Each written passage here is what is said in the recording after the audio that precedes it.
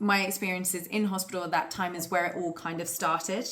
And that's why I didn't have any regard for my own life, because I hate seeing women not being able to thrive in life because of things that are out of their control. If this is what you want to do in life, don't wake up with the ghosts of regret around your bed when you die. Life is too short to be miserable. Social media is horrendous for getting you pulled this way and that, comparing yourself to other people, what they're doing. Just put your tunnel vision on, do what you need to do, get your voice out there. Do not chase shiny things.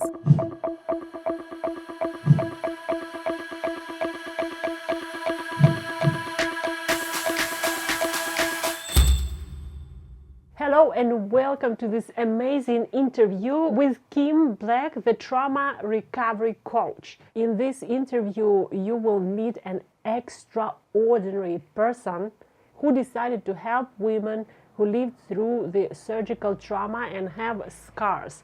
Her project is called Scarred and Fabulous. It is about connecting with yourself, loving your body, and overcoming this trauma and PTSD that you might encounter after surgery and having scars on your body.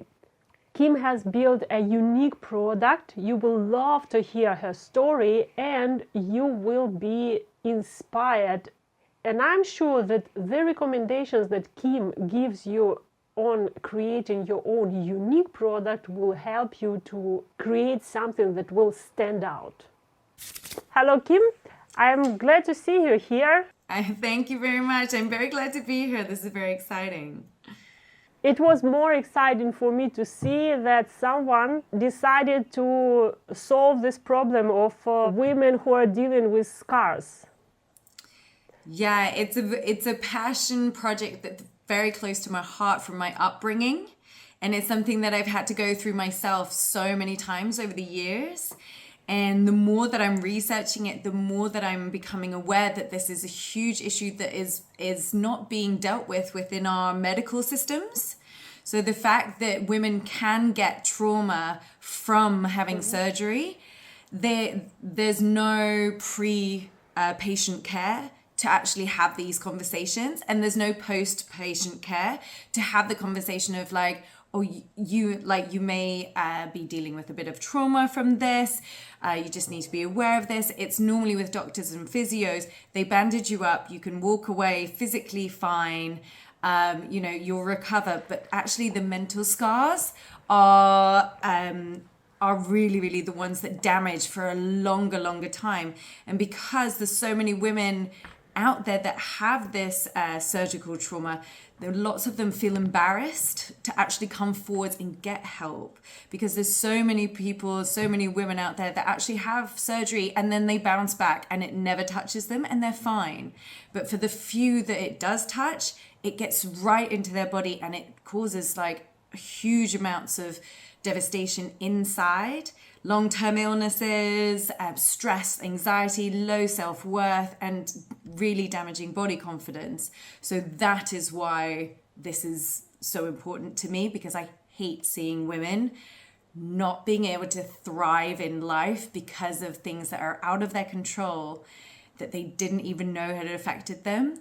And it's so painful to me just to see women not shining. I heard you saying that there is a lot of trauma and there is a mental trauma.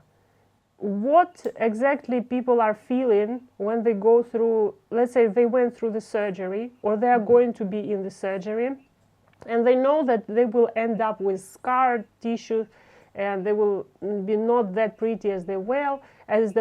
What trauma people are dealing with?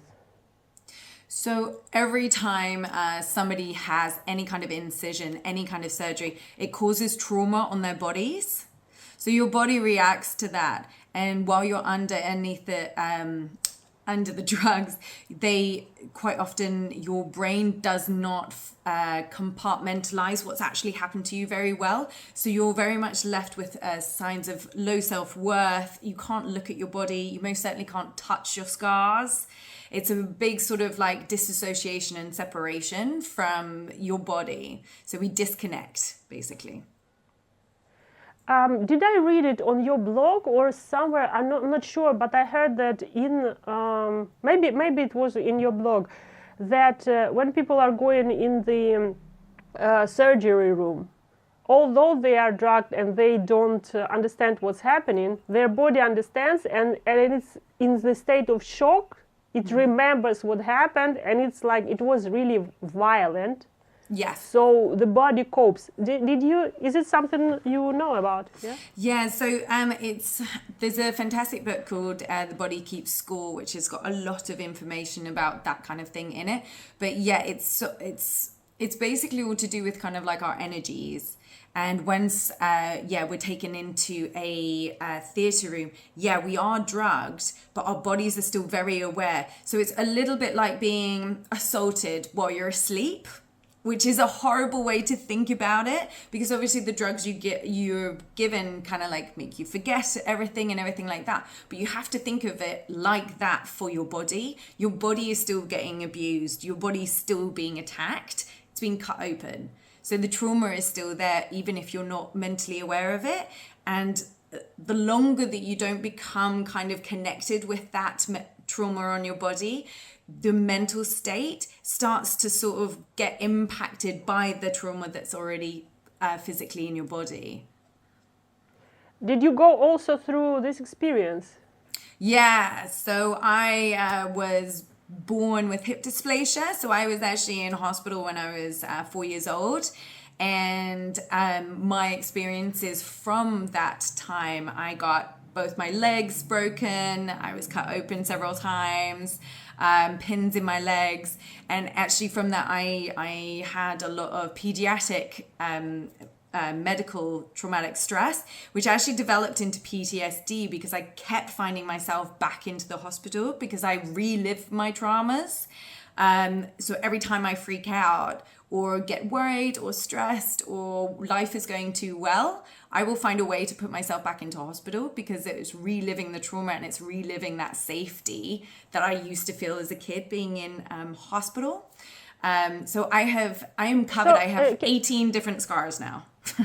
I've got a great collection. Can I ask you, so you said you were reliving the trauma and putting yourself in the hospital even when everything was good, because it sounds something like in the therapy called Gestalt, when you have to go back to your trauma situation and live through it. Yeah, that's basically so you were coming. You were getting some kind of accidents and things like that like subconsciously would be your like desirable situation. Yeah, because I didn't deal with it mentally. My mental block was like, no. So my body physically reacted and reenacted the traumas. So my body will physically go through the trauma again because my mind just will.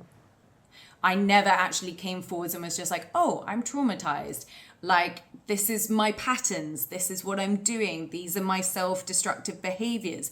I need to be more aware of this. I need to be accepting of this. I need to put structures and processes in the system so that I can better manage these. And I just ignored it for years.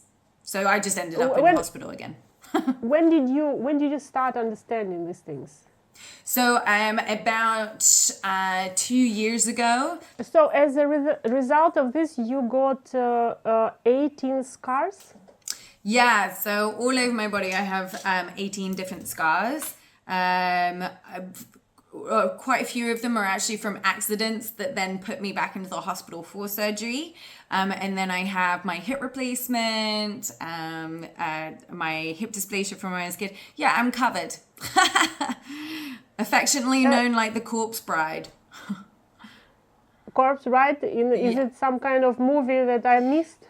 Yeah, it's It's just a stupid kids movie. But they just create her by sewing different parts of bodies together. It's like a Frankenstein movie, but it's just in a kind of an affectionate way of me calling my scars. Me and my friends got together to do a photo shoot for my company and sort of for content, and we put little love hearts around all the scars that I have on my body, and then we actually got around to counting them, and I was like, wow, I actually wasn't fully aware that I had over 18, so it was quite enlightening.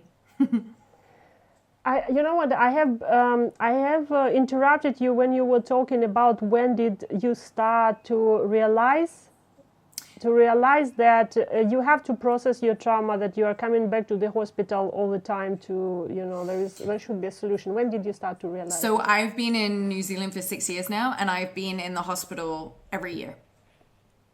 Oh wow. Literally every year. And I can't get past a year without getting into the hospital. So is this in New Zealand you started to realize that something has to be done with this mentally? Yeah, 100%. So getting to New Zealand, I was starting to shift my lifestyle anyway.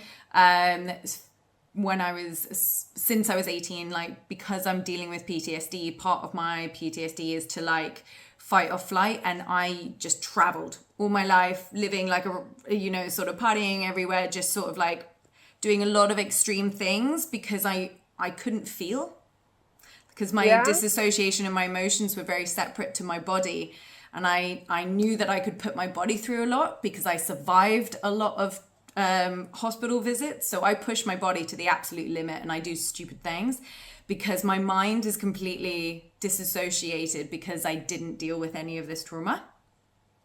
Well, so you know what?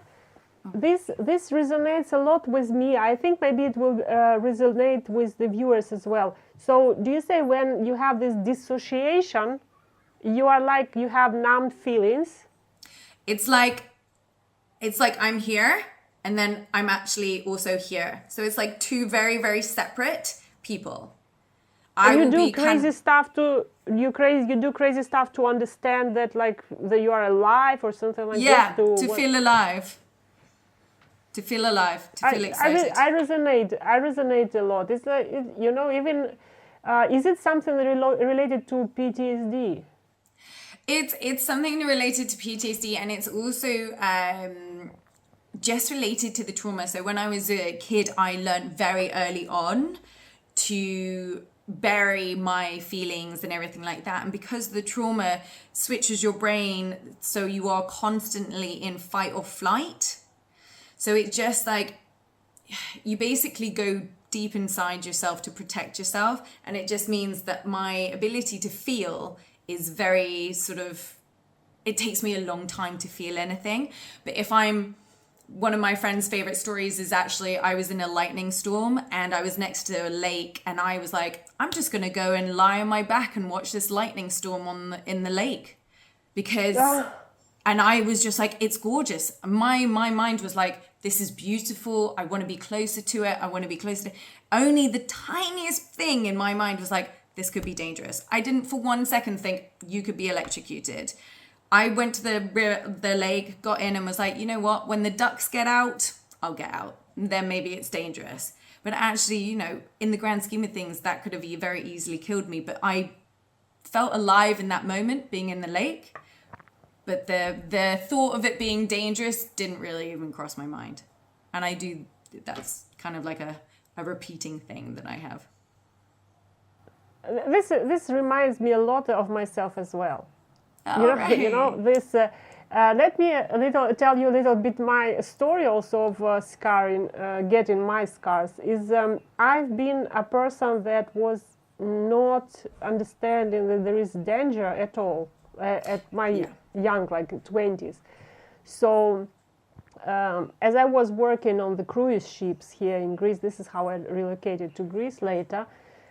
From Ukraine, because I married a Greek person, which I met on the ship. But before I met him, so we were on one island, and you can rent a bike there, rent a scooter. Let's say not bike. You can rent a scooter, And without having any experience in driving scooter, I decided, why not? That's like, I have to live the life, I have to feel Yeah. it. So I sat on the scooter, I made, pushed the gas, and it went crazy. Like, the person on the back said, no, no, please don't do it. And I said, come on, relax, don't be.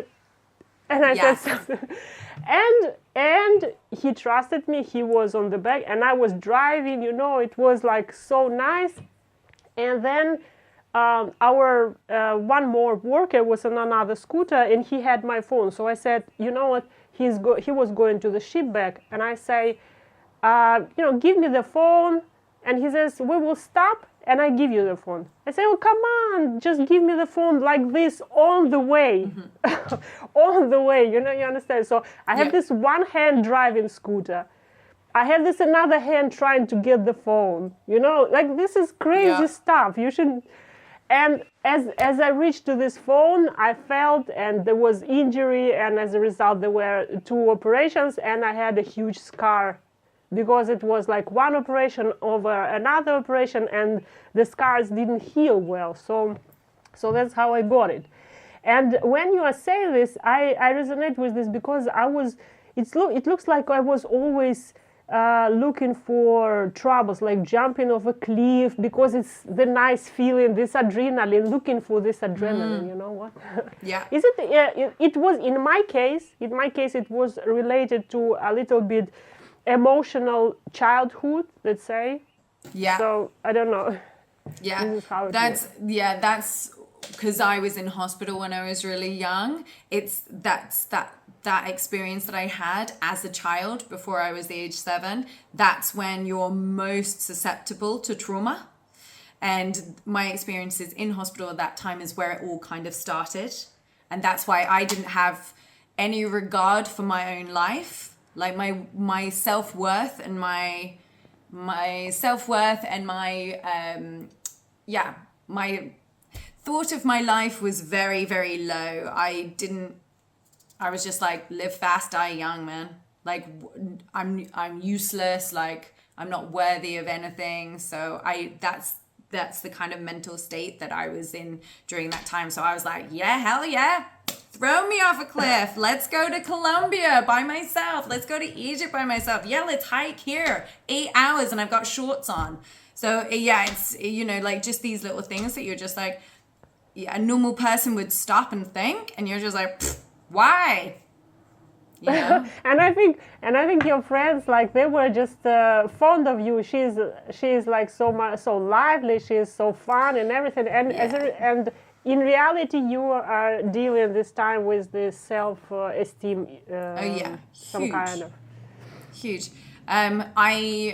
I have a very, very tight-knit group of friends now, and only about 4 of them have come through my whole childhood, through my whole teenage and everything like that, because the people that you attract at that time when you're in that mental state are not the best people for you, but they're the ones that really encourage you to just be mental, because I was constantly told, like, because they are entertained by this. They're entertained by them, and they also kind of like, if other people are afraid to do something, and then they have somebody in the group that's just like, fuck it, let's do it, then they will just, they're like, okay, wicked, she's pushing me to do this. Like, I have a lot of friends that were like, yeah, I'm glad that I grew up with you because I would overthink everything and you just push me to do it. And I'm like, that's not always a good thing, but okay, yeah. Well, I'm sure it's fun to have time with you. And so now, are you a little bit more like quiet and more reasonable and everything? How do you see yourself?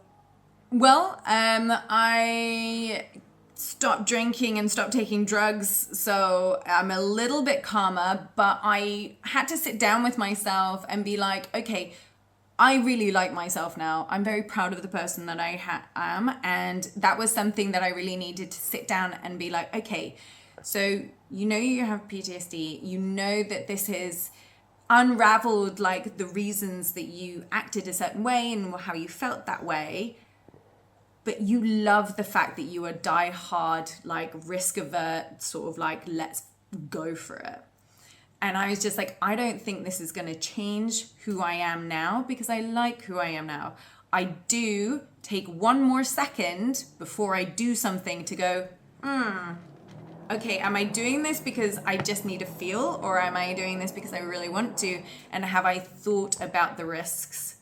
And I like that pregnant pause, that moment to pause, has probably saved my life a few times, and is also hopefully going to keep me out of the hospital this year, because I'm just going to take that little extra second to think. But my friends are very much sort of like, you risk your life every day, because I'm constantly out. I'm on my bike. Still? I'm doing. They're still saying this? For me, I don't think it's risking my life, but because it's just something that I'm used to. So I will. I love challenging. Do you guys have that like slow down sign on your roads? Yeah. For cars, I love beating them. I love on my bike being like, tell me to slow down, because I'll just be going so fast. And I love that. And I feel very safe on my bike. So for me, that's not a risk. But for my friends, they're like, you're mental. So it's calmed me down a little bit. I'm more aware. I take a little bit more time. But I refuse to let anything hold me back in life. So it's just like, if I really want to do it, I'm still going to do it. But I'll just have a little extra think about it first and be like, okay, no, I still really want to do it. I'm not just being reckless. Do you know what I mean? It's just sort of like... Yeah. It's not like you are impulsively reacting to this immediately. There is some kind of stop, but it doesn't stop. Yeah. Is it? You know what?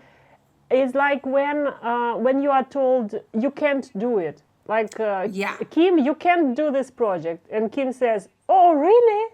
Let me show you. Exactly that. It's exactly that. I just like, I think it was like, especially when I was really young and I had all these surgeries, like, I was originally told I wouldn't walk again. And then I was told like, oh, she's not going to be able to do this and she's not going to be able to do this. And I was just like, screw you, I'm going to do all of this, and it was just like that drive, and that stayed with me. And I'm really appreciative of that. But yeah, I'm very glad that now I have the capacity and the mental clarity to stop just for a second and be like, okay, are you doing this just because you're needing to feel? Like, I found other ways now to connect with myself, to feel, that don't include getting really wasted, taking drugs, or, just being outwardly reckless all the time. I'm much more proactive rather than reactive now. What came to my mind, Kim, I have a question to you.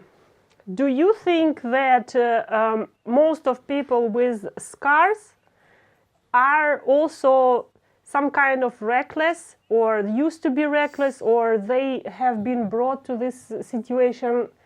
Many people, I would say, to the situation of having many scars because they also were living life to the fullest or something like this, like not considering the dangers and everything that can harm them.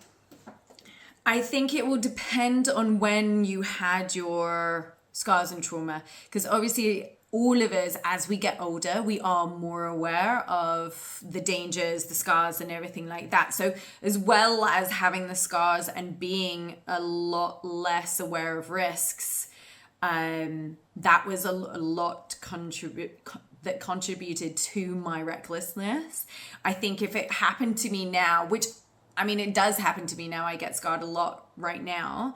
I'm just more aware of kind of like the dangers in the world and everything like that. So I guess, yes, I think if you're having it younger, I think, yes, it definitely would, but maybe not as you're older. I'm only 37, so I'm not 100% sure, would be the honest answer. But I have met a lot of ladies here that have had C-sections and everything like that have PTSD now, and like crippling fears of doctors and really damaging low self-worth and body confidence because of these experiences, but they don't seem to be in that mindset of being reckless. But They're do just you sort of very have insular.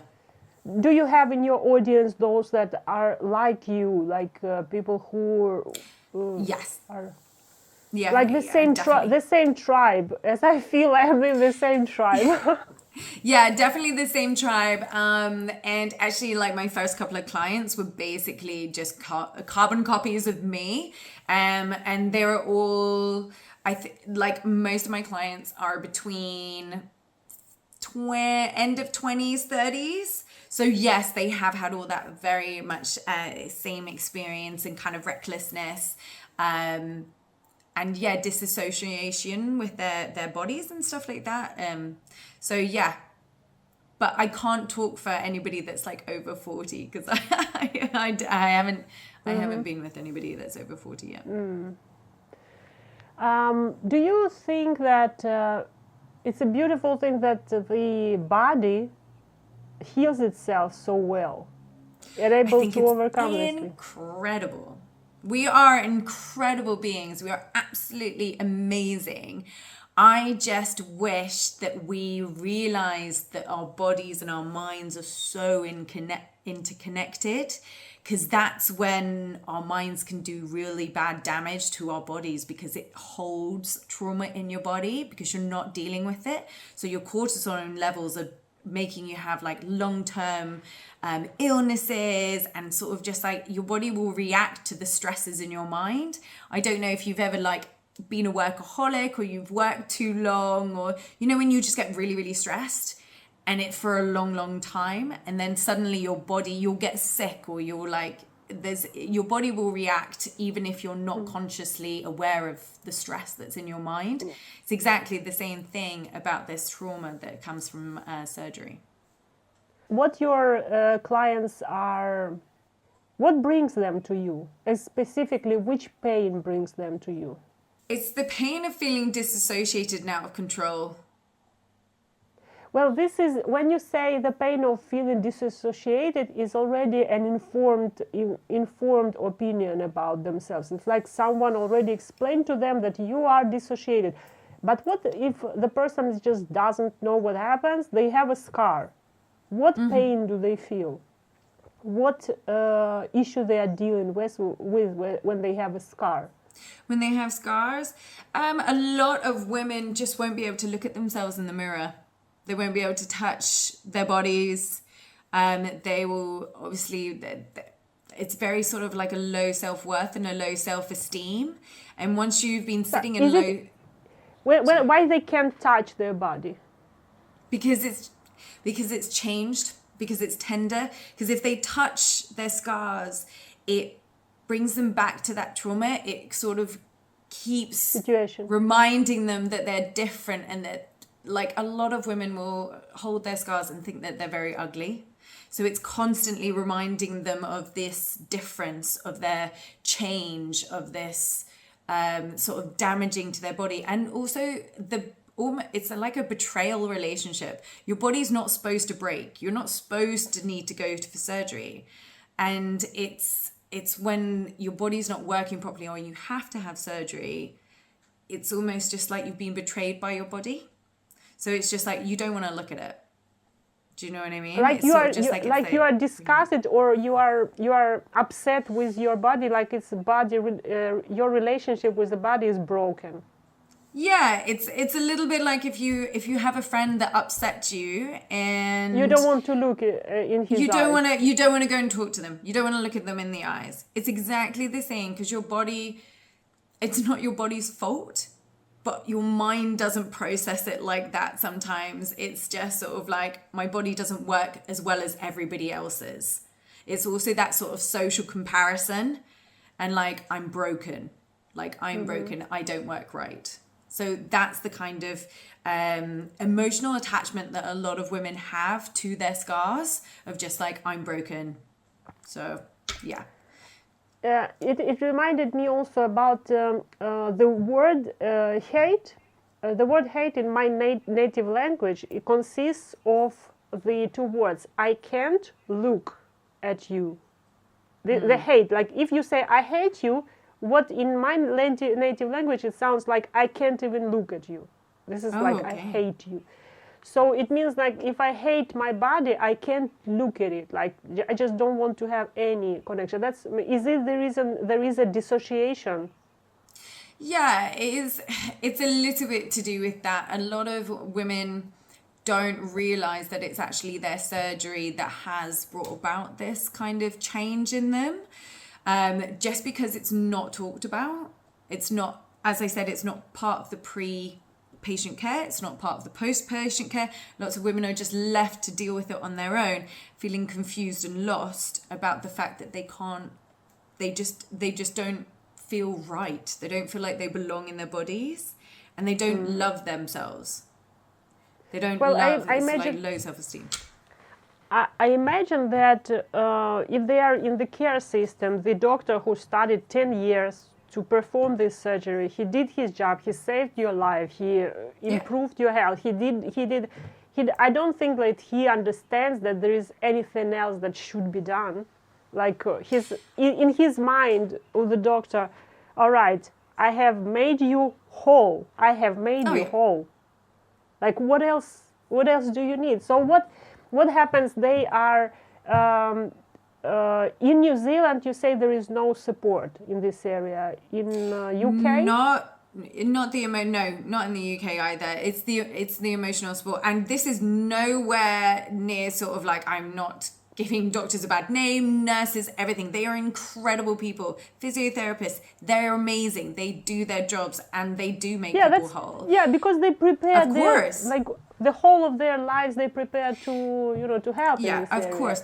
But we have huge levels of mental health issues all around the world. Like mental health is one of the biggest issues at the moment.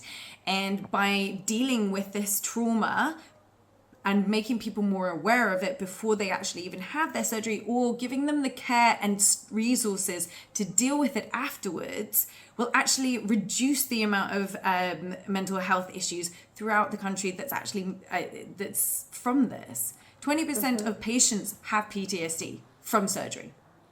So it's just like, this is a huge issue. But yes, doctors, I do not think to have need to have another weight put on them. But at the moment, there's not even any paperwork, or there's no leaflets in hospitals. There is just nothing. There's lots of academic research about it, and there's a lot of research? Nobody's talking about it. Yeah. Okay. So you found this niche, you found the gap there. How did it happen that you found this gap?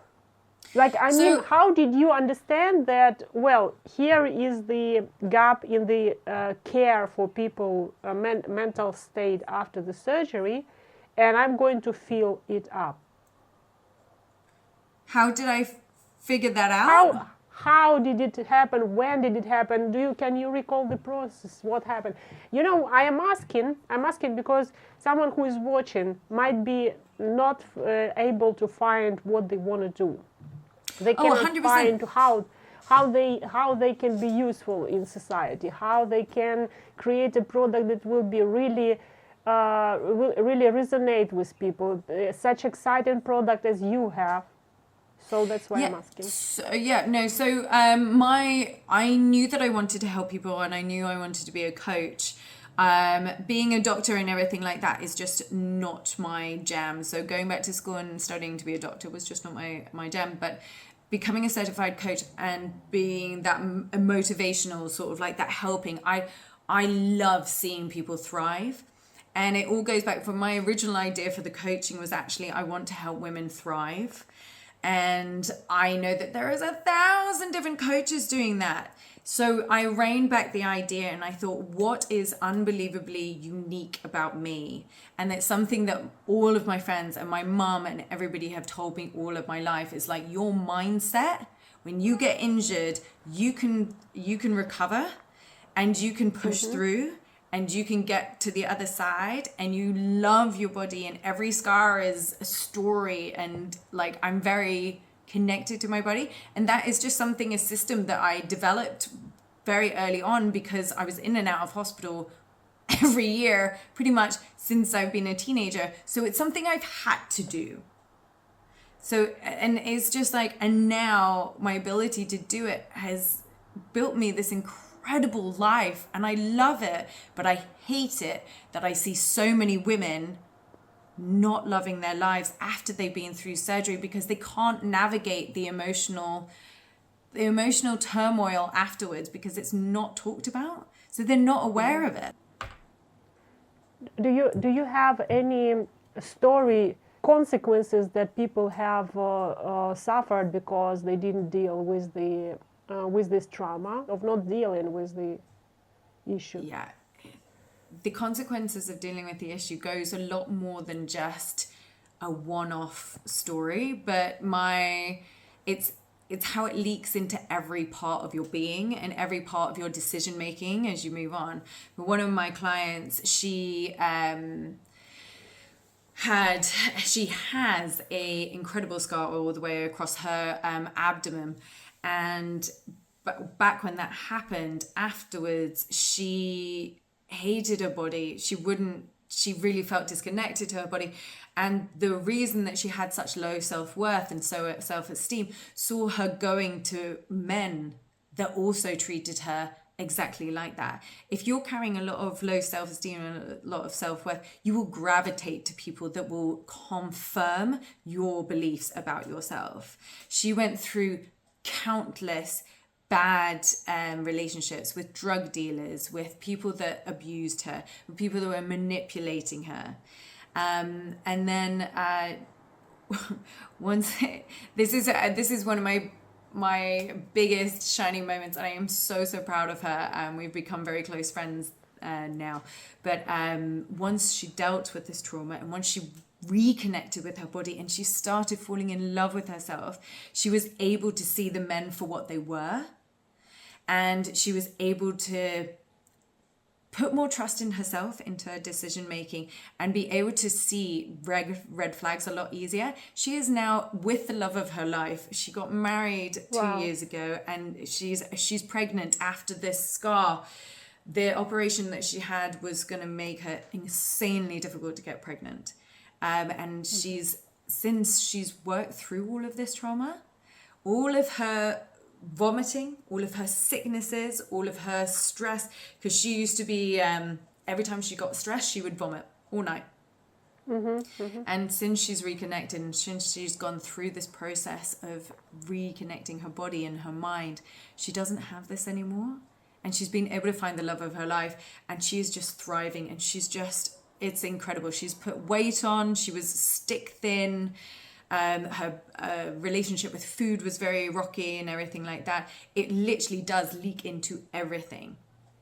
Well, I can imagine. You know, I am now 44, and we are married together with my husband 22 years.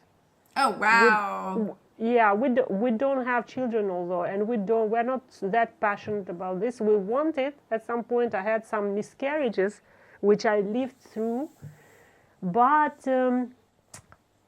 many women who had miscarriages, they would fight for becoming pregnant and giving birth. They would be really motivated to do so, because I worked with such women. But in my case, maybe this is connected to the surgery I had, and I'm freaking out of idea of being pregnant, because I have a scar. So my imagination becomes very bright, and I'm thinking this belly will grow. Yeah. And this scar it's not flexible. What will happen?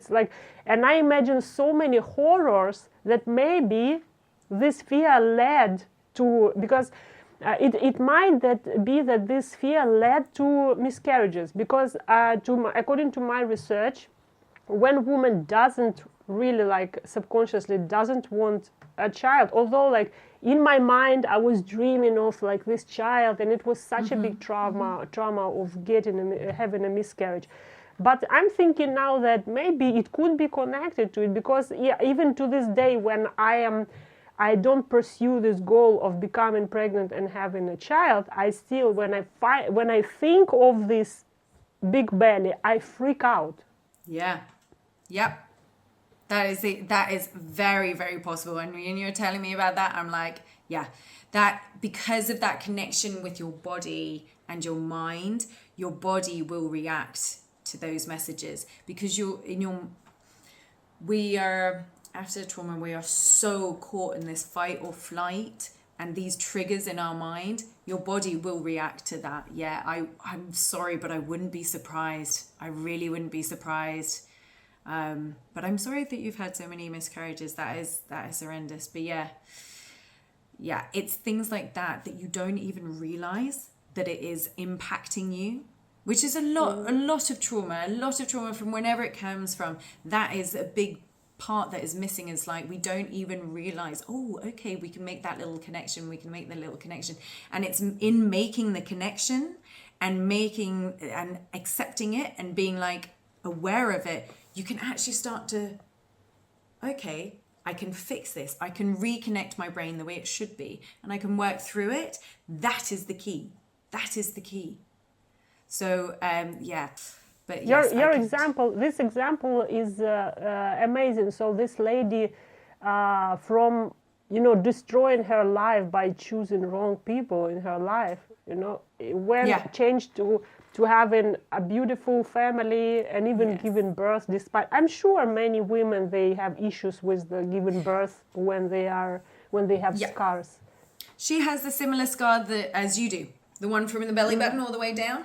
And it was a huge thing for her. And she used to, she would never eat. So she was very, very skinny because she didn't want it to come up any further. Watching her make that same pattern, those same things, like going back to exactly the same way that she'd been, it was breaking those patterns and being aware that actually these patterns weren't how it should be. Like it was all part of just her low self-worth and what she believed about herself and what she deserved and what she was worthy of, because of all of these experiences, because she'd been broken and she was damaged goods. That was another thing, damaged goods. When you have scars, damaged goods, I hate that term. But it was just like, you don't think you're worthy of anything else or any more. So you do repeat these patterns, whether it's with men, whether it's with overeating, it all goes back to it. And self-sabotaging. What about overeating? When there is a scar and you are making more kilos, you're having more kilos, like it looks even more uglier. So what's happening there with overeating? Is it more even difficult situation to deal with for women?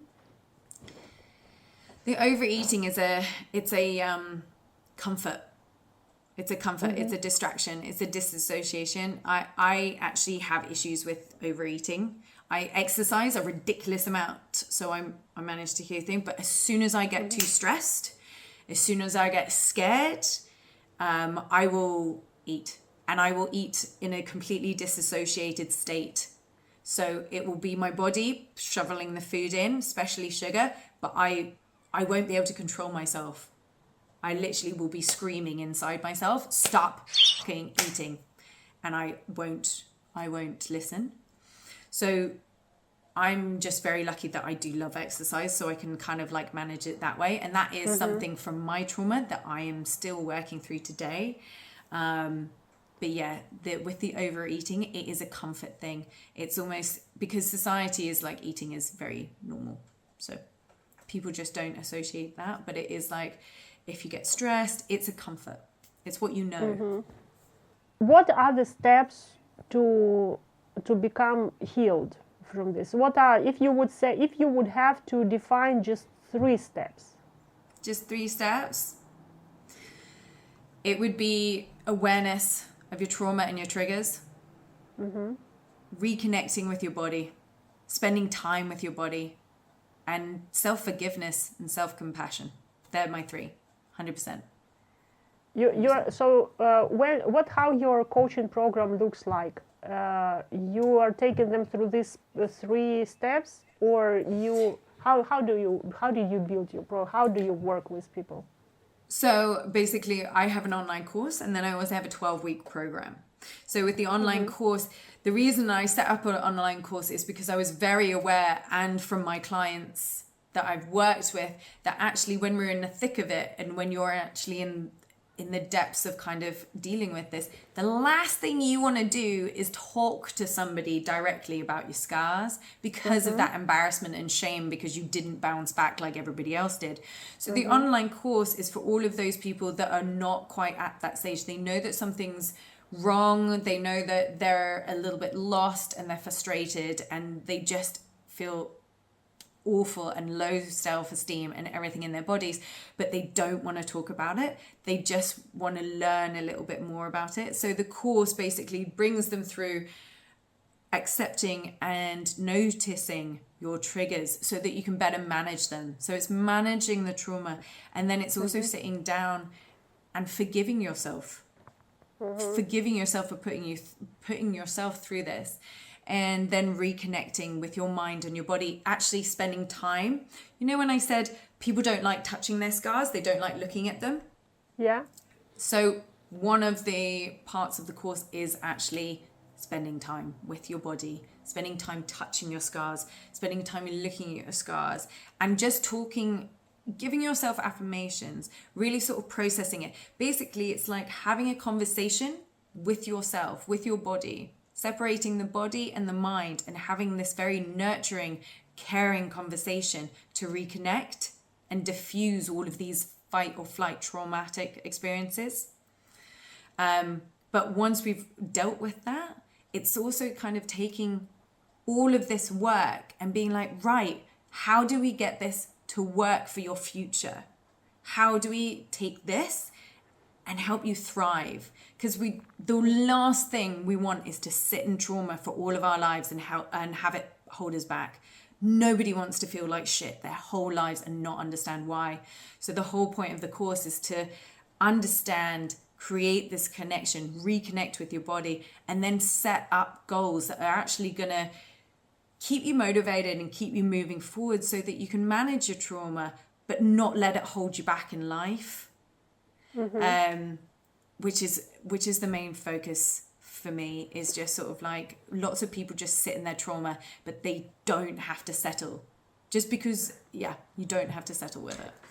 So they go into course in case they don't want to be engaged with another person. But when they already a little bit accept themselves, are they looking for a community, and are they looking to reach out to you and to work with already a live being, a live human being?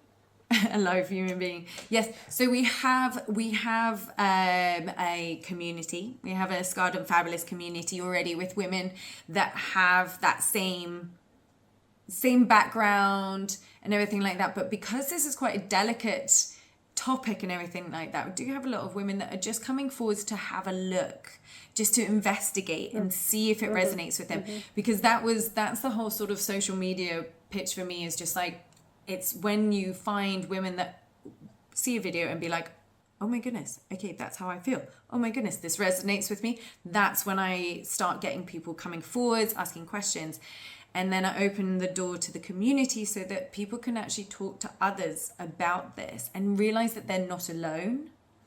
So the online course allows them to kind of work through this by themselves, but also have guidance throughout, but without having a full-on kind of conversation with someone, when it's actually very hard to talk about these things. The 12-week program goes a lot further and a lot deeper. So we always start where you are starting, where the client is starting, see where they are with their traumas and everything like that.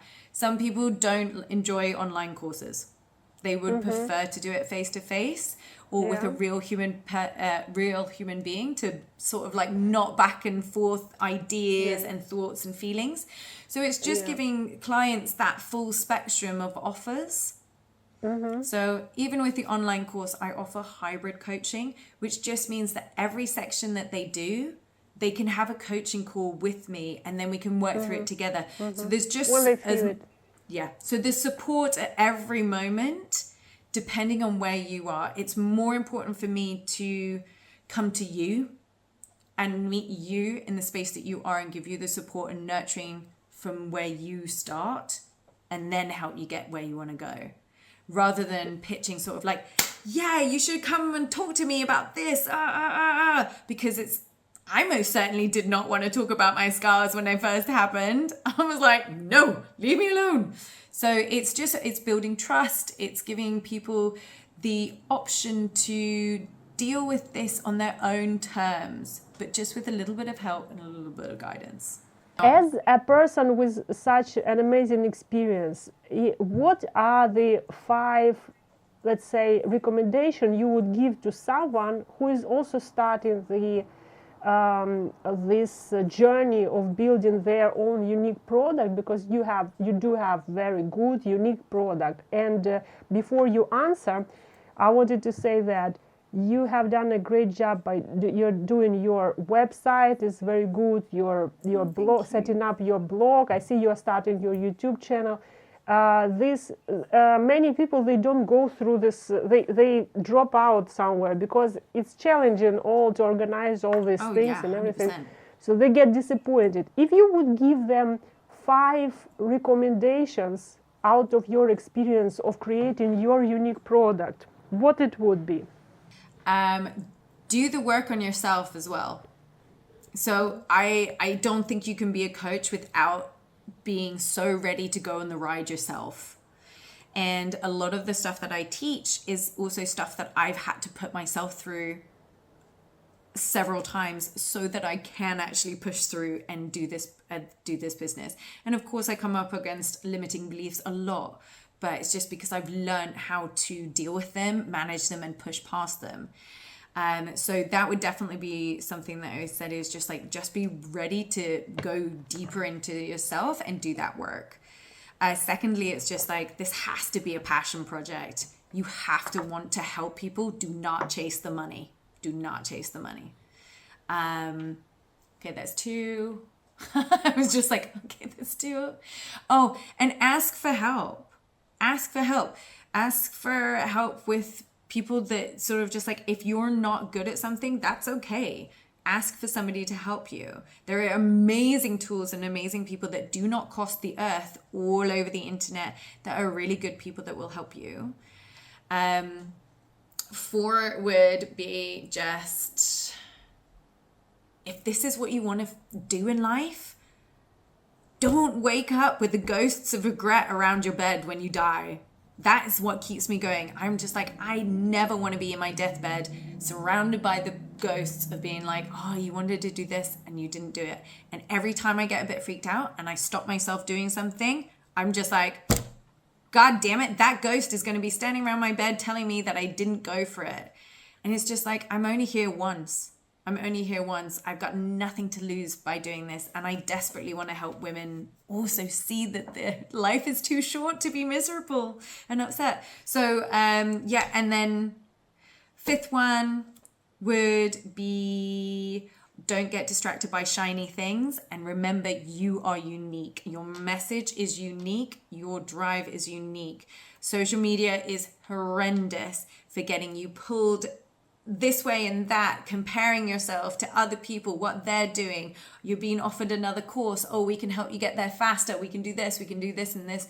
You have to, at the beginning, just put your tunnel vision on, do what you need to do, get your voice out there. Do not chase shiny things. I'm terrible at it, but that is literally, I have to be no more courses, no more help. Just you have the stuff you need, because they're just distractions from your actual goal. So that would be my 5 thing. That was a very long way of telling you about it. Self-compassion, 6. There you go. This was an amazing interview. Thank you so much. Oh, thank you so much. Yeah, it's been great fun. It's been such a learning experience for me. So thank you.